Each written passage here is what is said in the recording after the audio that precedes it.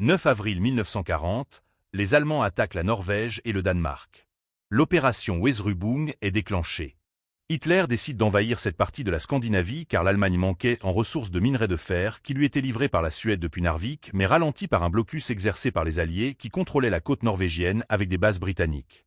Conscient du danger pour l'approvisionnement de son minerai de fer, Hitler ordonna à OKW de faire un plan durant l'hiver 1939-1940. L'attaque est confiée à la 21e armée. Le Danemark n'était pas important stratégiquement pour les Allemands, à part qu'il leur servira de point de départ pour la Norvège. 1000 Allemands débarquent à Copenhague et des gardes royaux engagent le combat.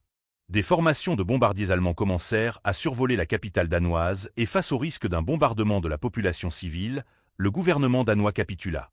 Pendant ce temps, aux premières heures de la journée d'autres troupes danoises se battent face aux Allemands, leur causant plusieurs dizaines de victimes. Le Danemark est pris en une douzaine d'heures par les 170e et 198e divisions d'infanterie qui ont tué 26 soldats danois. Maintenant en Norvège, pays important pour constituer des bases navales notamment pour les U-boots et l'acheminement des minerais de fer, le 21e corps d'armée allemand est transporté vers la Norvège par 6 groupes de combat de la Kriegsmarine. Face à eux 6 divisions norvégiennes, la 24e brigade britannique, la 1re division de chasseurs, la 13e demi-brigade de la Légion étrangère et la force Z de la Marine nationale et la brigade autonome de chasseurs polonais de Podhale.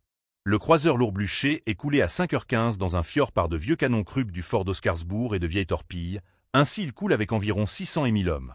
Le fort d'Oscarsbourg retarde l'avancée vers Oslo et devient une menace, ce qui permet aux Norvégiens de prendre des mesures d'urgence. Les parachutistes allemands sont largués à l'aéroport d'Oslo-Fornebu, de Kristiansand-Kjevik et de Stavanger-Sola, pour la première opération aéroportée de l'histoire. La famille royale et le Parlement fuient. Débute ainsi la bataille de Midskogen qui dure toute la journée pour protéger le roi, sa famille, le Parlement et le Trésor national en fuite. Les Allemands attaquent et prennent 8 grandes villes norvégiennes dont Bergen et Narvik où débarquent 2000 hommes. 2 frégates norvégiennes sont coulées à Narvik. Quisling fait un coup d'État. Les navires britanniques commencent une contre-attaque de plusieurs jours à Narvik. Et les bombardiers allemands font plusieurs bombardements dévastateurs sur plusieurs villes. La campagne de Norvège dura jusqu'au 10 juin 1940. Merci d'avoir regardé.